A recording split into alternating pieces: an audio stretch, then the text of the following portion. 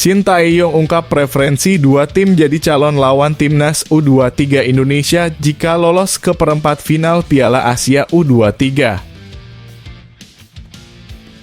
Sudah terbukti rasa nasionalismenya, PSSI minta masyarakat Indonesia jangan memecah belah pemain keturunan. Ivar Jenner bicara kesiapan timnas U23 Indonesia hadapi Yordania, begini katanya. Timnas U23 Indonesia sekarang sudah standar Asia, PSSI yakin Yordania akan kalah. Pelatih timnas Yordania U23 ketakutan jelang hadapi timnas Indonesia U23 di laga hidup mati grup A Piala Asia U23, sampai berani katakan hal ini. Sebelum masuk pembahasan, mohon subscribe channel ini agar tidak ketinggalan berita timnas Indonesia. Sintayong ungkap preferensi dua tim jadi calon lawan timnas U23 Indonesia jika lolos ke perempat final Piala Asia U23. Satu dari dua tim bisa menjadi lawan timnas U23 Indonesia di perempat final Piala Asia U23 jika Garuda Muda berhasil lolos dari babak penyisihan. Timnas U23 Indonesia memiliki peluang untuk lolos ke perempat final Piala Asia U23. Saat ini Garuda Muda menempati posisi kedua klasemen grup A dengan 3 poin. Timnas U23 Indonesia masih menyisakan pertandingan melawan Yordania pada 21 April 2024 untuk menentukan kelolosan ke perempat final. Jika timnas U23 Indonesia menang atau imbang Yordania, maka tim besutan Sintayong lolos dengan predikat runner-up grup A. Jika skenario itu terjadi, sebagai runner-up, timnas U23 Indonesia akan melawan juara grup B di perempat final. Di grup B sudah ada dua tim yang lolos ke perempat final, yakni Korea Selatan dan Jepang. Salah satu dari dua tim itu akan menjadi lawan timnas U23 Indonesia. Korea Selatan dan Jepang akan berduel pada 22 April 2024 untuk menentukan juara dan runner-up grup B. Pemenang dari laga tersebut akan menjadi lawan jika timnas U23 Indonesia lolos ke perempat final. Sementara itu, pelatih timnas U23 Indonesia Sintayong memiliki kecenderungan lawan yang ingin dihadapi.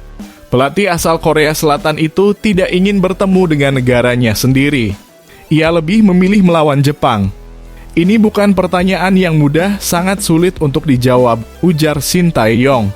Tentu saja ini sulit untuk memutuskan antara memilih Korea atau Jepang. Bagaimanapun, saya lebih memilih menghadapi Jepang daripada bermain lawan Korea, ujarnya.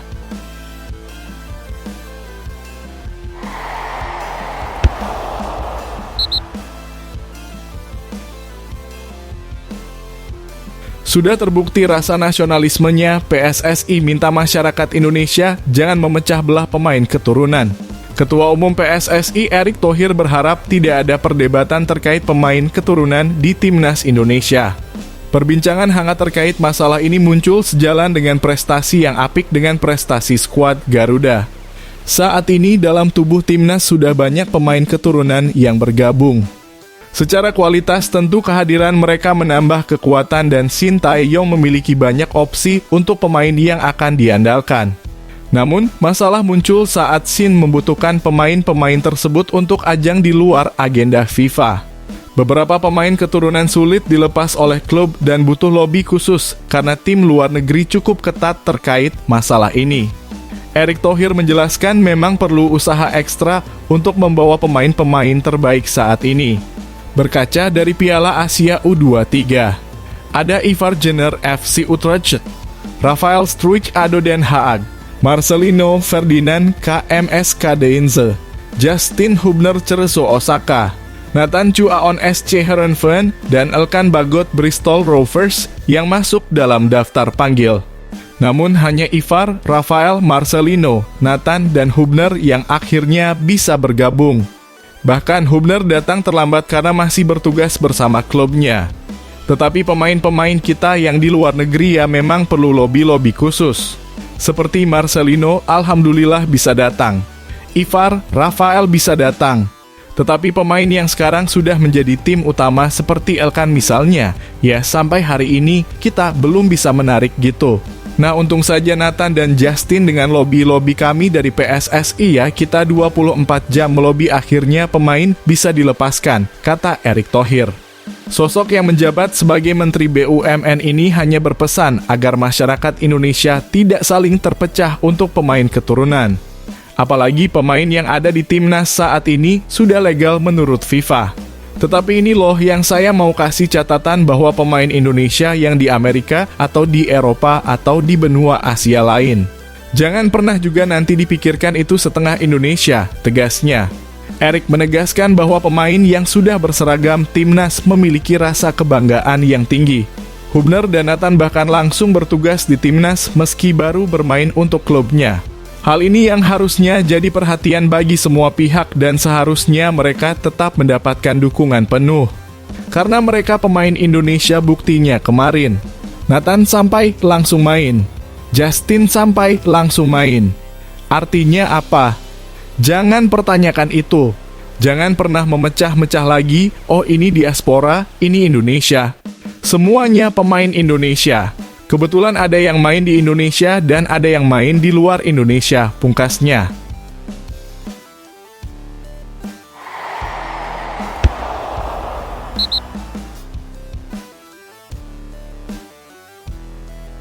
Ivar Jenner bicara kesiapan timnas U23 Indonesia hadapi Yordania. Begini katanya.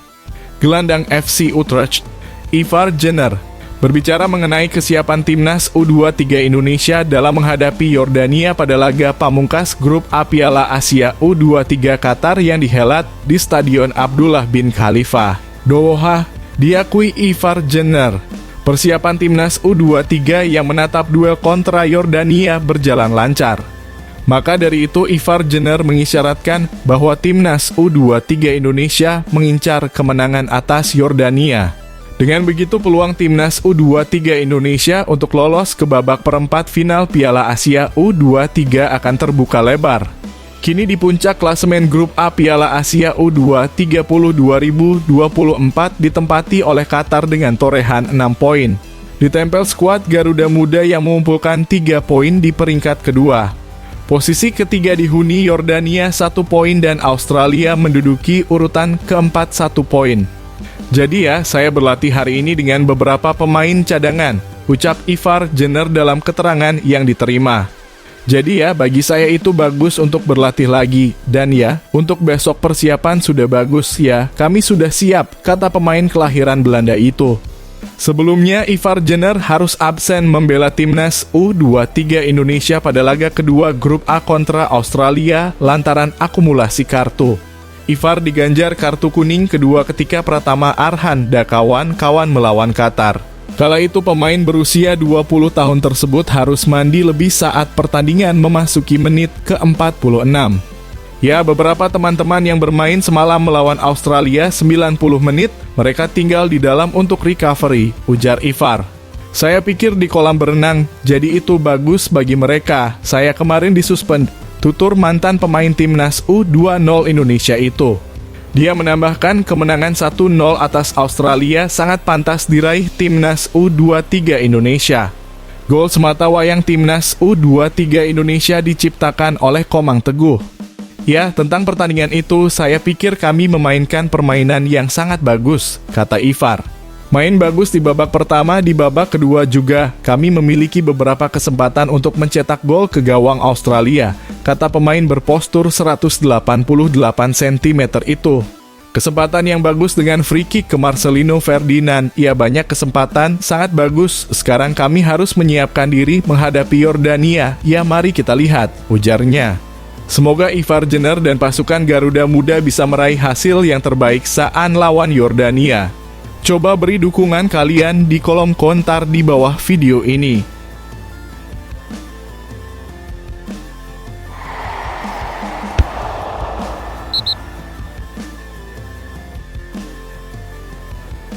Timnas U23 Indonesia sekarang sudah standar Asia. PSSI yakin Yordania akan kalah. Ketua Umum PSSI Erick Thohir yakin timnas U23 Indonesia bisa mengalahkan Yordania. Alasannya karena permainan Timnas U23 Indonesia sudah berada di level Asia. Timnas U23 Indonesia dijadwalkan akan menjalani pertandingan terakhir grup A Piala Asia U23 melawan Yordania. Pertandingan itu akan digelar di Stadion Abdullah bin Khalifah, Doha. Timnas U23 Indonesia hanya membutuhkan hasil imbang melawan Yordania untuk lolos ke babak 8 besar Piala Asia U23. Meski begitu, Erick Thohir tidak ingin Timnas U23 Indonesia hanya imbang dan bisa sukses menang melawan Yordania. Saat ini Timnas U23 Indonesia berada di peringkat kedua klasemen, sementara grup A dengan mengemas 3 poin hasil 2 pertandingan. Sebelumnya, Rizky Ridho dan kolega kalah 0-2 dari Qatar dan menang 1-0 atas Australia. Adapun Qatar yang berada di posisi pertama grup A sudah memastikan diri melaju ke babak 8 besar Piala Asia U23 dengan mengemas 6 poin. Hasil itu didapatkan usai Qatar mengalahkan Timnas U23 Indonesia dengan skor 2-0 dan menekuk Yordania dengan skor 2-1. Untuk Yordania saat ini berada di peringkat ketiga klasemen sementara grup A dengan mengemas 1 poin dari 2 pertandingan.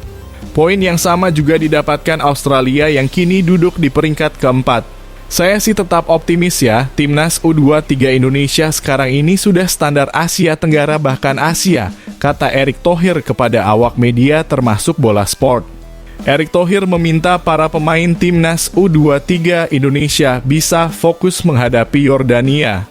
Justin Hubner dan kawan-kawan jangan menganggap remeh Yordania yang belum meraih kemenangan. Sekarang kami fokus dulu di laga besok, baru nanti bisa babak 8 besar. Syukur-syukur kami masuk 4 besar, jadi 1 persatulah, kata Erick Thohir.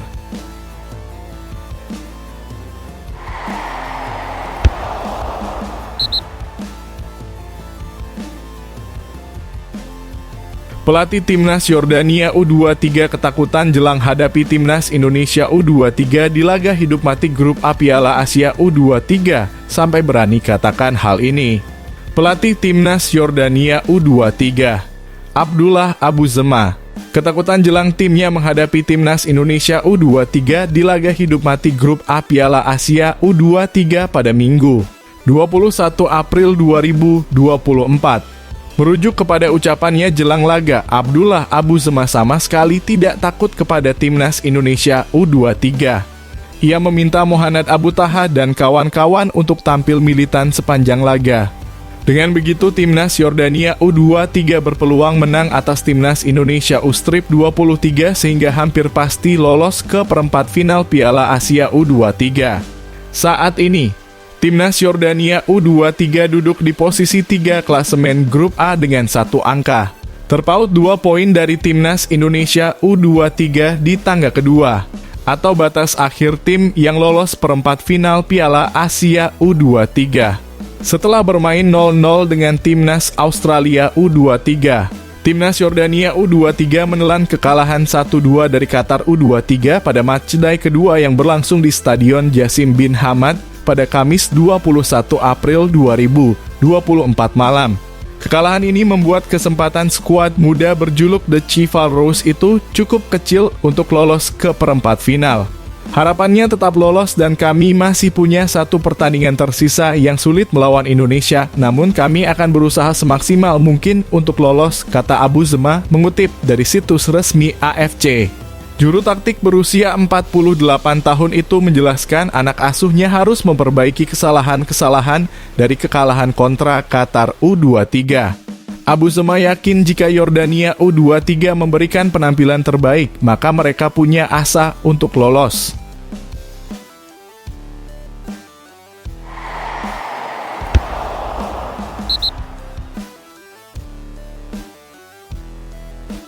Tidak ada yang menyangka PSSI dapat kabar pahit dari AFC tentang Timnas U23 Indonesia. Berikut ini penjelasannya. Ketua Umum PSSI Erick Thohir memastikan banding yang disampaikan ke AFC resmi ditolak. Sebelumnya, PSSI menyatakan protes terkait kinerja wasit yang memimpin laga melawan Qatar.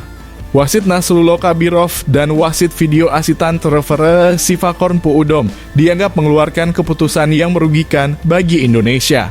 Bahkan beberapa pelanggaran yang dilakukan pemain Qatar luput dari pandangan wasit asal Tajikistan tersebut. Pasca pertandingan, PSSI langsung mengirim surat protes kepada AFC. Erick Thohir menjelaskan banding yang disampaikan kepada AFC telah ditolak. Kedua pemain yakni Ivar Jenner dan Ramadan Sananta gagal lolos dari hukuman. Upaya PSSI juga dipastikan gagal lewat surat balasan dari AFC. Sudah dijawab sama AFC, tetap berjalan. Jadi, protes kita ditolak, Ivar Jenner dihukum bermain sekali. Ramadan Sananta dihukum 2 kali tidak boleh bermain, itu hasilnya, kata Erick Thohir saat ditemui di Jakarta. Ivar harus absen saat melawan Australia dan Sananta mendapatkan hukuman berlipat karena mendapatkan kartu merah langsung. Sananta tidak bisa bermain dalam 2 laga yakni melawan Australia dan Yordania. Selain itu, pemain asal Persis Solo tersebut mendapatkan sanksi denda sebesar Rp16 juta. Kondisi ini membuat penyerang berusia 21 tahun tersebut baru akan kembali saat Indonesia lolos ke babak selanjutnya. Sebelum laga melawan Australia, Ivar Jenner sempat meminta maaf karena kartu merah yang didapatkan. Sempat cukup emosi dengan menyampaikan sindiran di media sosial, akhirnya dia memilih menerima keadaan. Kartu kuning kedua yang diterima oleh pemain FC Utrecht ini cukup unik karena sebenarnya dia dalam posisi menghindari sapuan pemain lawan tapi dianggap melanggar. Dia juga berterima kasih kepada PSSI yang berusaha menyampaikan protes terkait masalah ini. Terima kasih semua orang yang telah mendukung saya. Setelah kartu merah saya yang aneh saat melawan Qatar, PSSI melakukan segalanya untuk menghapus kartu merah saya. Tetapi sayangnya masih diskors untuk pertandingan tersebut, tulis Ivar Jenner.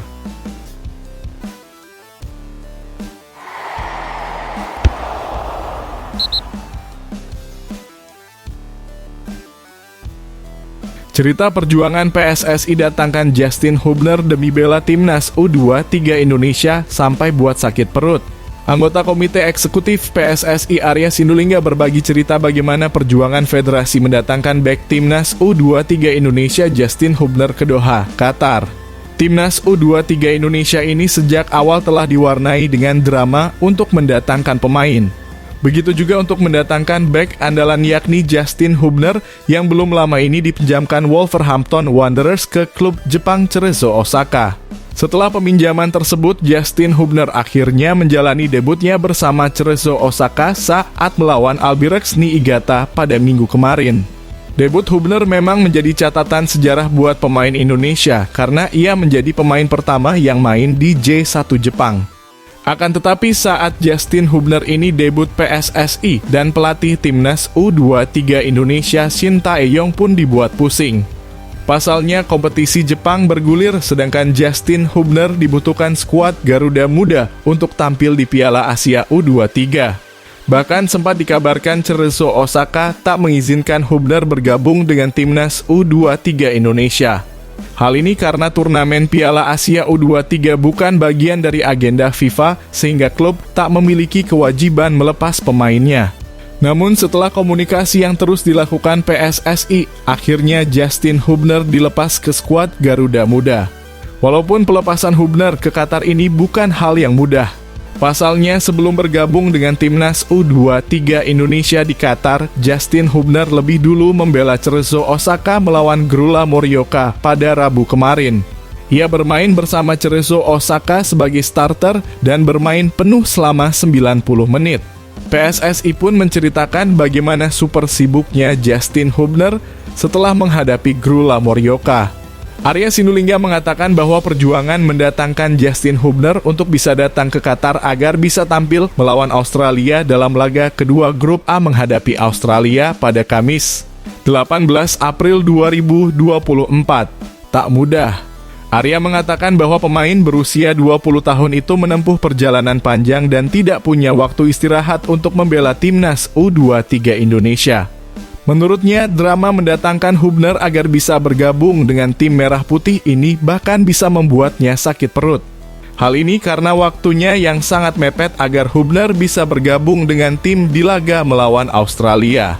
Menghadirkan pemain untuk timnas banyak drama-drama yang bisa bikin sakit perut. Apalagi AFC U23 bukan agenda FIFA, ujar Arya Sindulingga sebagaimana dikutip dari Instagram pribadinya. Salah satu paling drama ia menghadirkan Justin Hubner, di mana Ketum Erick Thohir minta benar ke tim untuk menghadirkan Justin tepat waktu. Mulai dari lobi yang dilakukan Ketum sampai urusan teknis yang sepertinya sepele tapi sangat menentukan kehadiran pemain. Jelasnya, Arya menceritakan bagaimana perjuangan Justin Hubner dari selesai membela Cerezo dan langsung menuju bandara untuk bertolak ke Qatar. Ia menceritakan proses Hubner naik kereta cepat sampai bandara agar pemain berusia 20 tahun ini tak ketinggalan. Justin selesai pertandingan waktunya hanya 20 hingga 30 menit dari keberangkatan kereta cepat Shinkansen. Dan upaya Justin sampai di stasiun hanya 5 menit sebelum kereta berangkat benar-benar bikin sakit perut, kata Arya.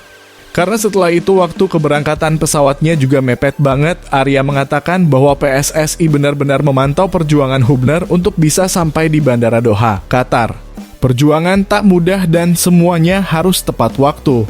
Oleh karena itu, Arya mengatakan bahwa tim PSSI benar-benar memantau agar perjalanan Hubner tak ada halangan dan bisa tiba tepat waktu.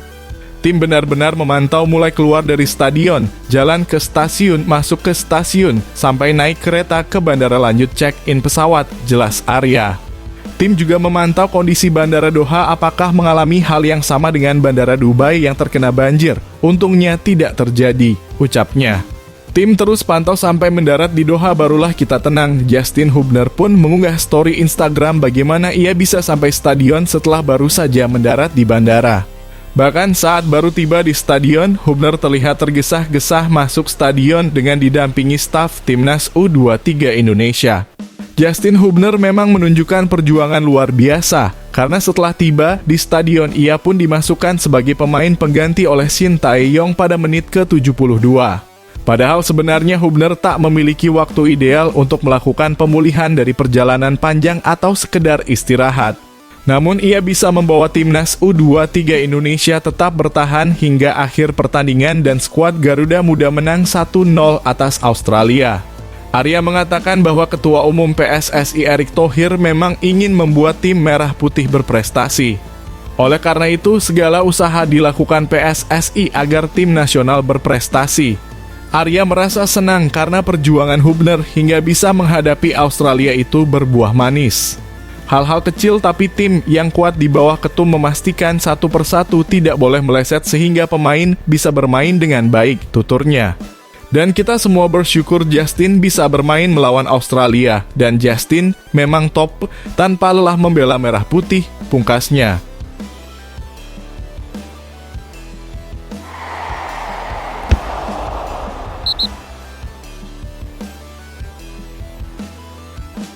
Terbang ke Qatar, Ketum PSSI Erick Thohir bakal wawancara dengan 3 calon direktur teknik.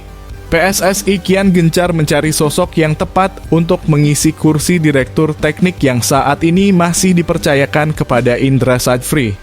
Kabar terbaru Ketua Umum PSSI Erick Thohir akan terbang ke Doha, Qatar untuk bertemu dan mewawancarai 3 calon yang berpotensi mengisi posisi dirtek tersebut. Seperti diketahui, PSSI saat ini memang tengah mencari sosok dirtek baru.